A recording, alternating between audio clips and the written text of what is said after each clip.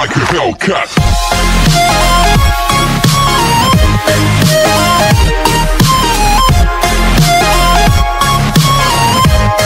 Part 15 में हमने देखा कि कांगवू सियोयोन को उसके घर वापस नहीं जाने देता, जिसके बाद फिर हम देखते हैं कि कांगवू मॉर्निंग में जल्दी उठकर सियोयोन को ही घूरे जा रहा होता है और फिर उसके आर्म और हैंड की साइज लेकर बहुत ही ज्यादा खुश होने लग जाता है। पर जब जैसी सियोयोन की आंख खुलती है तो वो कांगवू को खुद के पास बैठा हुआ देख इतनी जोर से चिल्लाती है कि कांगवू बेचारा बेड से नीचे गिर जाता है। जिसके बाद फिर हम देखते हैं कि सियोयोन अच्छे से रेडी होकर वापस अपने घर जाने लगती है, जिसे रोकने की कांगवू बहुत कोशिश करता भी है बट वो रुकती नहीं। और जब वो वापस अपने घर पहुंचती है तो वहाँ मीक्युंग जैंगमिन के साथ खड़ी हुई उससे कुछ बातें कर रही थी, पर तभी सियोयोन को आता हुआ देख वो उसे अपने साथ ऊपर ले जाकर उससे सारी बात पूछती है, जो कि जब जैसी सियोयोन उसे बताती है तो ये सुन मीक्युंग सियोयोन के लिए बहुत ही ज्यादा खुश हो जाती है।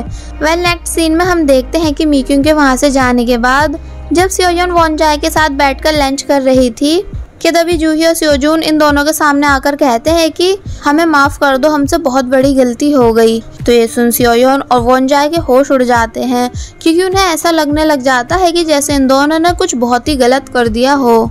बट फिर पता चलता है कि किसी मिसअंडरस्टैंडिंग की वजह से सियोजून को उसकी कंपनी से निकाल दिया गया है, जिसे सुन सियोयोन हैरान हो जाती है और फिर वो अपने भाई के साथ पार्क्यून की कंपनी पहुंचकर उससे सियोजून की साइड से माफी मांगती है और सियोजून भी पार्क्यून को सॉरी बोलता है और बताती है कि वीडियो में सियोजून जिस लड़की के साथ है वो कोई बारगल नहीं बल्कि मेरी स्टूडेंट जूही है, जिसे मैंने उसकी कुछ प्रॉब्लम्स की वजह से अपने घर में रखा हुआ है, इसलिए वो वीडियो सिर्फ मिसअंडरस्टैंडिंग है और कुछ नहीं।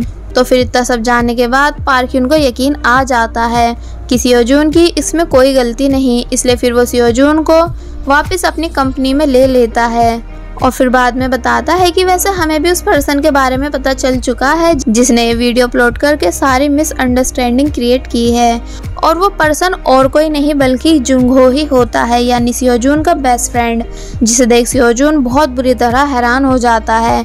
एंड पार्क्यून को जुंगहो की सच्चाई के बारे में ऐसे पता चला क्योंकि उस दिन जब जुंगहो कांगवू से टकराया था तो तब कांगवू ने जुंगहो के मोबाइल में सियोजून वाली वीडियो की हल्की सी झलक देख ली थी, जो कि अपलोडर को पकड़ने के लिए काफी है।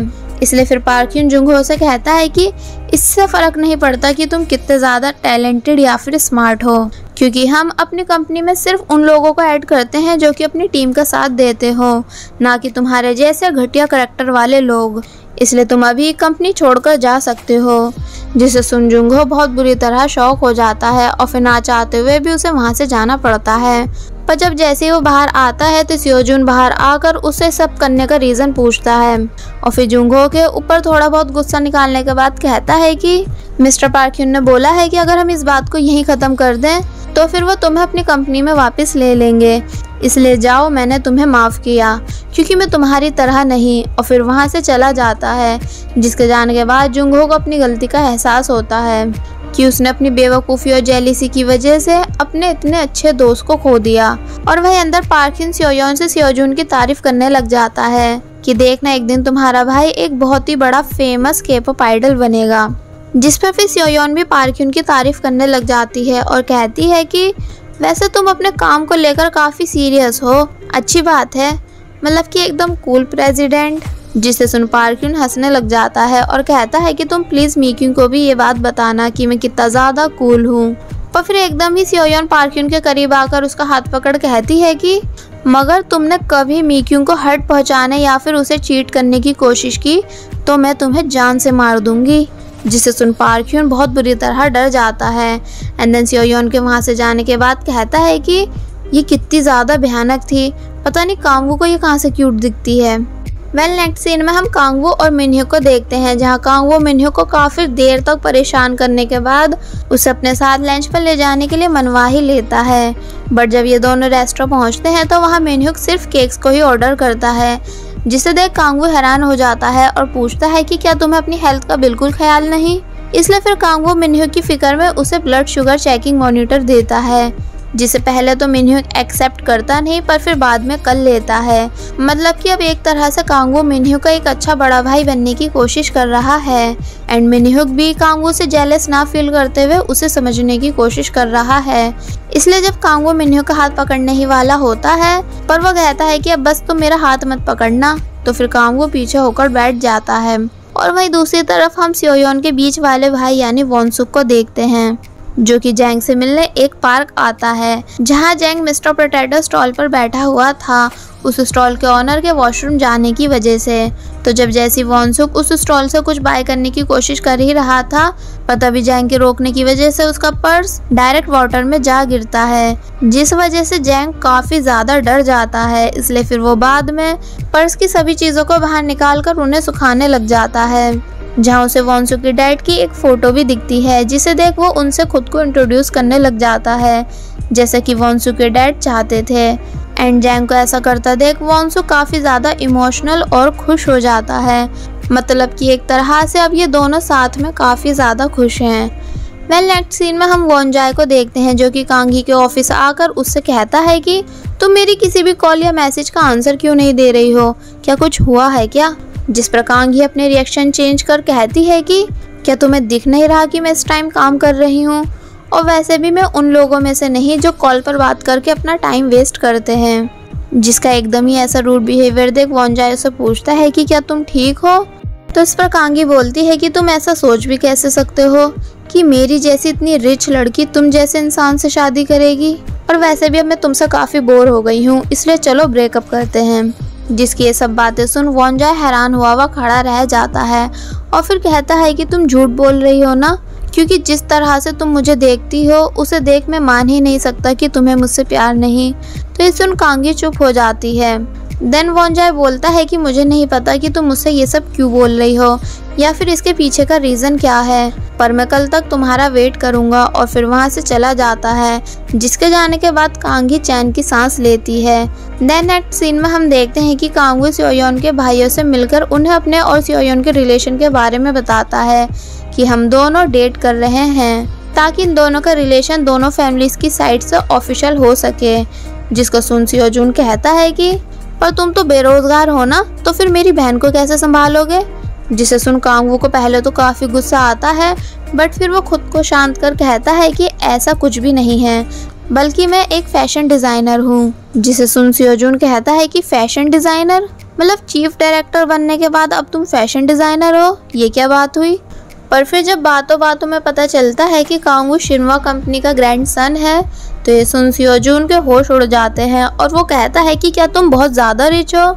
जिस पर कांगू बताता है कि हाँ, मेरी फैमिली थोड़ी ज़्यादा रिच है। और वही वॉनजाए भी ये जानने के बाद कि कांगू कांगी का ब्रदर है, तो ये सुन उसके भी होश उड़ जाते हैं और उसे अब सारी बात समझ आती है कि कांगी ने उससे ब्रेकअप क्यों किया।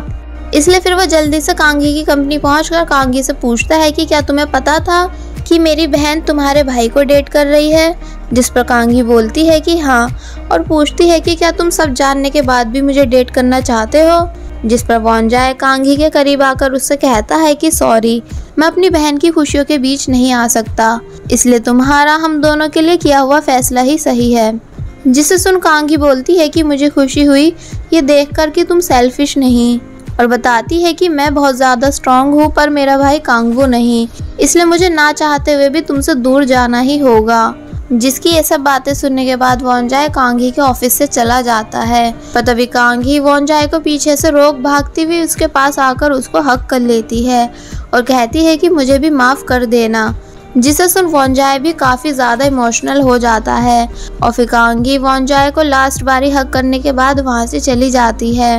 वैसे ये वाकई में एक काफ़ी सैड सीन था, जहाँ इन दोनों को ना चाहते हुए भी एक दूसरे से दूर जाना पड़ रहा है। नेक्स्ट सीन में हम देखते हैं कि वॉनसुक जो कि अपने बार में था कि तभी उसके पास जैंग की कॉल आती है, जहाँ जैंग के डैड उससे बात करते हैं और पूछते हैं कि तुम्हें पंपकिन ज़्यादा पसंद है या फिर चेस्टनट। जिनकी ये बातें सुन पहले तो वॉनसुक काफ़ी नर्वस हो जाता है, बट फिर कहता है कि पंपकिन। पर तभी जैंग अपने डैड से मोबाइल छीनकर कॉल को कट कर देता है। मतलब कि अब फाइनली जैंग के डैड ने वॉनसुक और जैंग के रिलेशन को एक्सेप्ट कर लिया है। कि तभी वहाँ वॉनजाए आता है, जिसे देख वॉनसुक उससे पूछता है कि क्या कुछ हुआ है? जो तुम खुद को जबरदस्ती स्माइल करने पे फोर्स कर रहे हो। तो वॉनजाई बोलता है कि नहीं तो, और फिर वो वॉनसुक के बार में काफी ज्यादा ड्रिंक करने लग जाता है। और वहीं दूसरी तरफ सियोयॉन कांगवू की मॉम और ग्रैंड मदर से मिलने जाने की तैयारी कर रही होती है, जहाँ मेकिंग उससे ड्रेस की मैचिंग हाई हील्स पहनने के लिए बोलती है कि तभी वहाँ वॉनजाई आता है, जो कि कांगी के गम में काफी ज्यादा ड्रिंक कर चुका था। जिसे देख सियोयॉन उसे पूछती है कि क्या आप ठीक हो, बट वॉनजाई बिना जवाब दिए सियोयॉन के पास न्यू ड्रेस देख उससे पूछता है कि क्या तुम कहीं जा रही हो, जिस पर वो बताती है कि हाँ, क्योंकि कल मुझे कांगवू की ग्रैंड मदर और उसकी मॉम ने डिनर पर बुलाया है। जिसे सुन वॉनजाई चुप हो जाता है और फिर उससे पूछता है कि क्या तुम कांगवू के साथ खुश हो, जिस पर सियोयॉन बोलती है कि हाँ, बहुत ही ज्यादा। तो ये सुन वॉनजाई भी अपनी बहन के लिए खुश हो जाता है और फिर कहता है कि अगर मेरी बहन खुश है तो बस मेरे लिए इतना ही काफ़ी है, और फिर वहाँ से चला जाता है। पर सियोयॉन को वॉनजाई का ये सब बिहेवियर काफ़ी अजीब लगता है, इसलिए वो वॉनजाई के पास आकर उससे पूछती है कि क्या आप सच में ठीक हो, मतलब कि क्या कुछ बात है जो आप मुझसे छुपा रहे हो। जिस पर वह हंसते हुए कहता है कि नहीं तो, तुम्हें बस ऐसा लग रहा है, बाकी ऐसी कोई बात नहीं। जिसे सुन सियोयॉन चुप हो जाती है और फिर अपने भाई से पूछती है कि क्या आप कुछ खाना पसंद करोगे। जिस पर जब जैसी वॉनजाई बोलता है कि हाँ, तो सियोयॉन कहती है कि देखा, इस चीज़ में हम दोनों बिल्कुल एक जैसे हैं, और फिर अपने भाई के लिए कुकिंग करने लग जाती है, ये बोलते हुए कि 5 एग मेरे लिए और 3 आपके लिए। जिसे सुन वॉनजाई स्माइल करने लग जाता है। एंड देन नेक्स्ट डे सियोयॉन अच्छे से रेडी होकर कांगवू के साथ उसकी मॉम और ग्रैंड मदर से मिलने जाती है, जहाँ जाने से पहले कांगवू सियोयॉन की हाई हील्स देख उससे पूछता है कि अगर तुम कंफर्टेबल नहीं हो तो तुम इसे उतार सकती हो, पर सियोयॉन मना कर देती है। एंड देन सियोयॉन कांगवू की फैमिली से मिलने के बाद उनके साथ डिनर करने लग जाती है, जहाँ कांगवू थोड़ी बहुत देर के बाद अपनी मॉम से कहता है कि क्या आप सियोयॉन के साथ अपनी सैंडल्स चेंज कर सकती हो, क्योंकि उसके पैर दुख रहे हैं। जिसे सुन कांगवू की मॉम को बहुत ही ज़्यादा गुस्सा आ जाता है और वो कहती हैं कि तो तुम क्या चाहते हो, इसका दर्द मैं ले लूँ, हद हो गई। तो इस पर ग्रैंड मदर बोलती हैं कि दर्द तो मेरा बेटा सह रहा है तुमसे शादी करके। तो ये सुन कांगवू की मॉम को और भी ज़्यादा गुस्सा आने लग जाता है, जिस सबसे सियोयॉन काफ़ी ज़्यादा एम्बैरेसिंग फील करती है। इसलिए फिर वो घर वापस आकर कांगवू से कहती है कि तुम्हें क्या ज़रूरत थी उनसे वो सब बोलने की। जिस पर कांगवू बोलता है कि तुम्हें दर्द हो रहा था, इसलिए मैंने उनसे वो सब कहा। आगे बढ़ने से पहले मेरी आप सभी से रिक्वेस्ट है कि अगर आप सभी ने अभी तक हमारे इस सेकंड चैनल यानी बेबी एक्सप्लेन 2 को सब्सक्राइब नहीं किया है, तो आप सभी प्लीज़ पहले हमारे इस सेकंड चैनल को भी सब्सक्राइब कर दीजिए, ताकि किसी भी पार्ट की वीडियो आप मिस नहीं कर पाएँ। और साथ ही अगर वीडियो अच्छी लग रही है तो लाइक एंड कमेंट भी कर दीजिएगा। नेक्स्ट सीन में हम जैंगमिन को देखते हैं, जो कि अब फाइनली कांगवू की फोटोज को अपने वॉल से उतार रही थी कि तभी उसकी डोरबेल बजती है, जहां और कोई नहीं बल्कि उसकी मॉम होती हैं, जो कि जैंगमिन को मारते हुए कहती है कि आखिर मैंने तुझे ढूंढ ही लिया, और तेरी हिम्मत कैसे हुई थी घर छोड़कर जाने की। पर इस बार जैंगमिन अपनी मॉम से डरती नहीं और उन्हें खुद से दूर कर कहती है कि अब मैं खुद को और बुली नहीं होने दूंगी। जिसे सुन वो बोलती है कि तू होश में तो है। जिस पर जैंगमिन बोलती है कि हाँ, क्योंकि मुझे अब होश आया है कि तुम मेरी मॉम नहीं, यहाँ तक कि तुम मेरे बगैर मेरे डैड के लिए भी कुछ नहीं हो। इसलिए अगर तुमने फिर से मेरे ऊपर ऑर्डर चलाने की कोशिश की तो मैं अपनी सारी प्रॉपर्टी अपने सुतेले बहन भाइयों को दे दूंगी। और फिर वो उन्हें बैंक की पासबुक देते हुए कहती है कि इस अकाउंट से आपको हर महीने पैसे मिलते रहेंगे, पर बस आप यहाँ दोबारा आने या फिर मेरे ऊपर हाथ उठाने की दोबारा कोशिश कर मत लेना। जिसका ये पूरा चेंज बिहेवियर देख जैंगमिन की मॉम काफ़ी हैरान हो जाती हैं और फिर बिल्डिंग से नीचे आकर बोलती हैं कि आखिर ये मेरे कंट्रोल से बाहर हो कैसे गई। और वहीं दूसरी तरफ हम मिन्ह्यू को देखते हैं, जो कि उन्हीं लेडी से मिलता है जिनकी बेटी की डेथ सीनियर डॉक्टर की गलती की वजह से हो गई थी, और मिन्ह्यू चाहकर भी उनकी हेल्प नहीं कर पाया था। जहां वो लेडी मिन्ह्यू को बताती है कि मेरी बेटी तुम्हें काफ़ी ज़्यादा पसंद करती थी और तुम्हें मिस्टर कैंडी भी बोला करती थी, क्योंकि उसे तुम्हारे पास से बहुत सारी कैंडीज़ की स्मेल आती थी। और फिर वो मिन्ह्यू को थैंक्स बोलते हुए कहती है कि बस तुम्हारी ही वजह से मेरी बेटी अपने आखिरी के दिन हॉस्पिटल में खुशी से जी पाई। जिसे सुन मिन्ह्यू काफ़ी ज़्यादा इमोशनल हो जाता है और अपनी पास्ट की सभी गलतियों के लिए उन्हें दिल से सॉरी भी बोलता है। जिसके लिए वो उसे माफ़ कर देती है ये बोलकर कि मैं समझ सकती हूँ, और फिर वहाँ से चली जाती है। एंड देन मिनह्यूक स्कूल आकर सियोयोन को बताता है कि मैं कुछ टाइम के लिए कोरिया से बाहर जा रहा हूँ अपनी डॉक्टर की जॉब को कंटिन्यू रखने के लिए।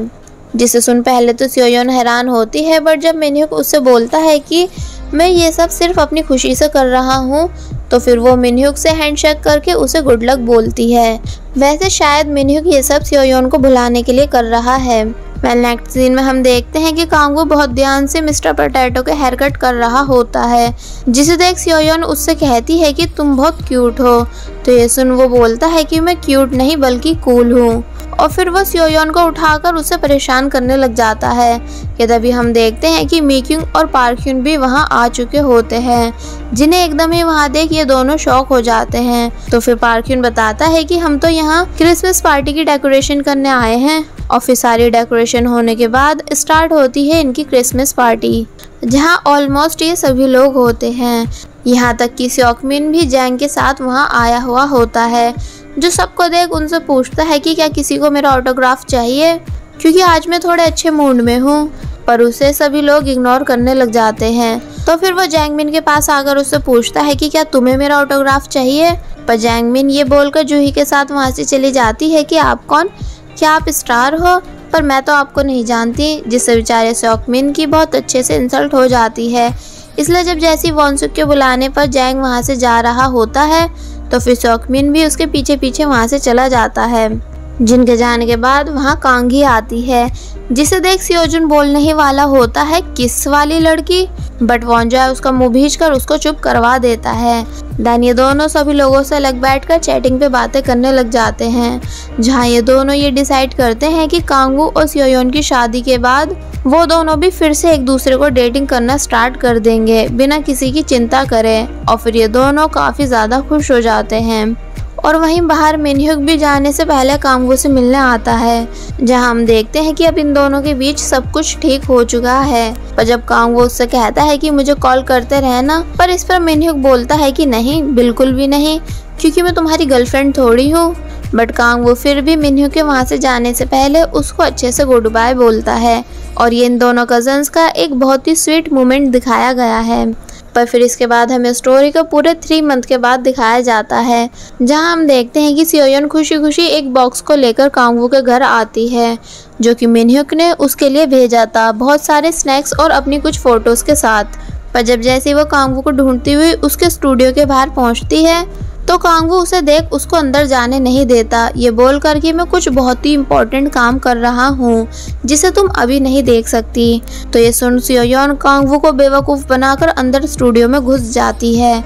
और जब जैसे वो अंदर आती है तो वो देखती है कि उसके सामने एक बहुत ही ब्यूटीफुल वेडिंग ड्रेस है, जो कि कांगवू ने उसके लिए रेडी की है। और ये सेम उसी ड्रेस की तरह है जो कि कांगवू ने बचपन में उसको ड्रॉ करके दी थी।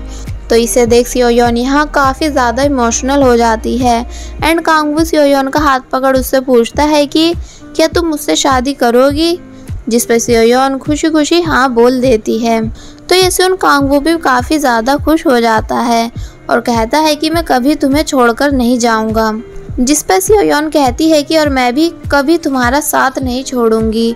और फिर ये दोनों एक दूसरे को खुशी से देखने लग जाते हैं। एंड देन हमें साथ में और सबकी भी लाइफ दिखाई जाती है कि मीक्यूंग और पार्क्यून अब ऑफिशियली कपल्स बन चुके हैं और साथ में काफ़ी ज़्यादा खुश भी हैं। और वही जैंग और वॉन्सुक भी बिना किसी फिक्र के एक दूसरे को पब्लिकली डेट करना शुरू कर देते हैं और साथ में बहुत ही ज़्यादा खुश भी होते हैं। एंड वही सियोजुन अपने फर्स्ट डेब्यूट की बहुत अच्छे से प्रैक्टिस करता है एंड जूही अपने ट्रैक करियर पे फोकस करती है। एंड जैंगमिन अपनी मॉम से आज़ाद होने के बाद बहुत आराम से अपनी लाइफ जी रही होती है। और अगर बात की जाए वॉन्जाई और कांगी की, तो ये दोनों एक दूसरे को काम में बिजी रख के बस कांगवू और सियोयोन की शादी का वेट कर रहे हैं। और वहीं मिनह्यूक भी अपनी लाइफ में काफ़ी ज़्यादा खुश होता है गरीब बच्चों का फ्री में ट्रीटमेंट करके। तो बस फिर इसी हैप्पी एंडिंग के साथ ये ड्रामा यहीं पर एंड हो जाता है। सो आई होप आप सभी को इस ड्रामा की स्टोरी एक्सप्लेनेशन पसंद आई होगी। ऐसी ही और ड्रामास की स्टोरी एक्सप्लेनेशन हिंदी में देखने के लिए आप सभी हमारे दोनों चैनल यानी बेबो एक्सप्लेन और बेबो एक्सप्लेन 2 को सब्सक्राइब कर दीजिएगा, ताकि किसी भी पार्ट की वीडियो आप मिस नहीं कर पाएँ। और साथ ही कमेंट सेक्शन में बताएं कि आपको ये ड्रामा कैसा लगा और इस ड्रामे का कौन सा कैरेक्टर आपको सबसे ज़्यादा पसंद आया, ये भी आप सभी हमें कमेंट सेक्शन में ज़रूर बताइएगा। So thanks for watching and keep supporting me.